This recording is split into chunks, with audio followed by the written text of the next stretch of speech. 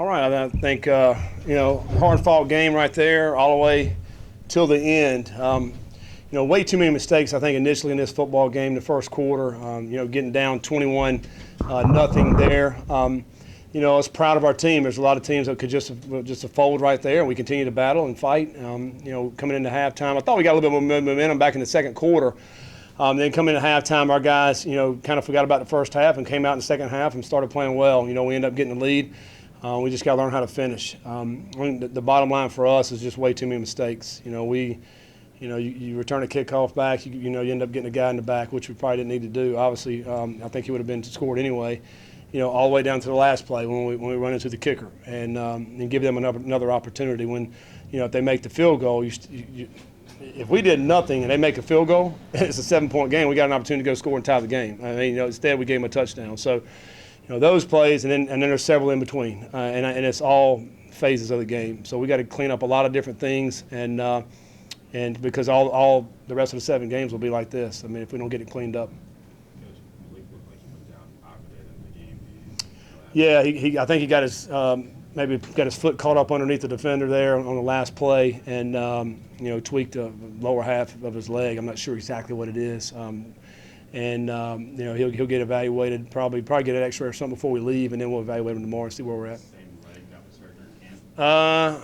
I'm not even sure. I don't know if it was. It may have been, but I'm not sure exactly. But it's not the same kind of injury though. It's a different injury.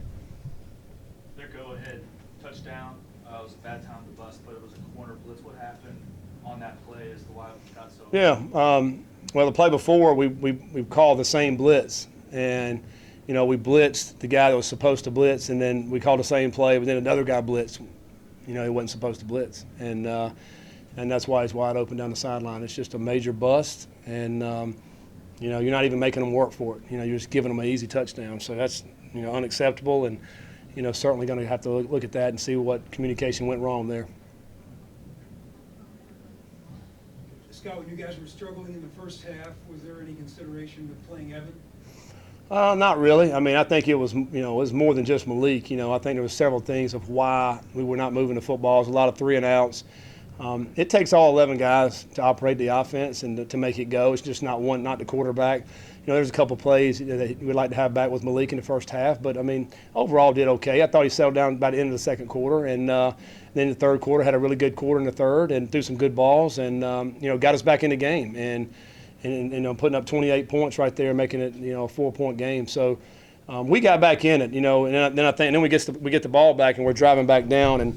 End up throwing the pick down there, in their red zone, which is a big play. You'll have to at least get some points right there. If you get at least 3, or maybe, if not the touchdown, that was big.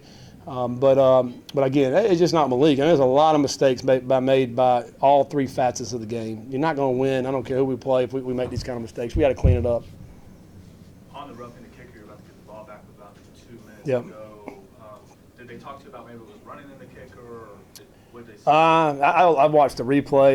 The ball's gone, and he's kind of just standing there, and then we kind of hit him in his leg. It was really a delayed reaction really after he hit the ball, but they called personal foul, so it gives them an automatic first down. What do you think changed the offense from the first half to second half? It looked completely different. Malik looked comfortable. There were more holes. I don't know. I think maybe we just started executing better, really. Because we're calling a lot of the same plays. You have to block. Their D-line's good, and I think maybe they wore down a little bit. I don't know. They're all big, 300 pounds. Maybe they wore down. So now when that crease is not as big in the first quarter, all of a sudden gets a little bit bigger. And some of the running lanes opened up. And then some of the passing games did too. So now you're play action, and so we're getting guys got 2-2 across the seam. Had a couple of drops really there. We had them earlier in the game, but ended up catching them later on. So we're kind of really just running the same plays and just started executing a lot better. And guys just have to make plays. Is the bottom line. The guys have to make the plays when they get called. And I thought Florida State did a better job of stopping the run tonight. We didn't run the ball as good as we would have liked. But ended up throwing the ball a little bit better. I think Fitz made a big play down the middle of the field. It was a huge play to take the lead, and Tutu had another solid game, and Ford had a big play. So I thought we did some good things in the passing game. But really it just comes down to mistakes. You can slice it any way you want to slice it, and we can pick out a bunch of different things that happen throughout the game where they're mental errors, and that just costs us the game, really. You guys struggled a little bit in the second half. Mhm. Pretty good day, but you mentioned those mental errors. A lot of them seem to come after Malik's interception as well. Mm-hmm. Is that a byproduct of team, you think, or? I don't think so. I just think that's what we just talked about in there. We just got to do a better job knowing situations, knowing where we're at on the field, down and distance, all the little things that help you win football games and not make mistakes, and so everybody's on the same page. And so, that's just comes from practice and work and, just drilling, the drill that we have to do over and over and over. I think that's what it comes from. And that's what we got to do. We got to get better. That's what I told them. We have a bye week next week. We got to, we can just go through the bye week and try to heal up, or we can try to get better. And, we better try to get better, if we want to try to compete for the ACC. 4 games into the season, do you feel like your team is a little closer to putting a full 60 together? I don't know. I think we're still work in progress. I think we're improved, but we're not anywhere near where we want to be. And again, it comes down to the mental, all mental. It's not physical. Our guys played hard. They kept fighting all the way to the end. Right there at the end, we drove all the way down the field right there and ran out of time. And that's what I told them. It wasn't about the fight. We fought, we played hard, but the mental errors is what's really getting us right now. It's just getting us, man. That's what doesn't give you a chance. You give a team that has a lot of talent, you give them a little bit of a creak, a door opening up, and they make those plays. If we tighten everything up with the mental stuff, then we'll be a much better football team. We're not there yet. We got a long ways to go with that. We got to continue to get better. You talked about finishing. Is that it?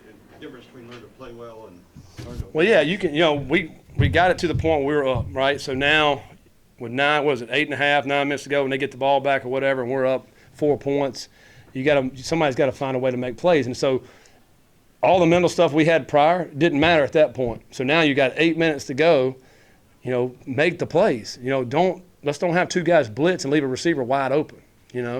Let's don't go a running back go the wrong way. Whatever play is called, let's make that work. And that's what we're talking about, So all the mental stuff we had, man, we still were winning with 8 minutes to go. And now if you just clean it all up at the end right there, and I say finish, that's what I'm talking about, finishing those last 7-8 minutes.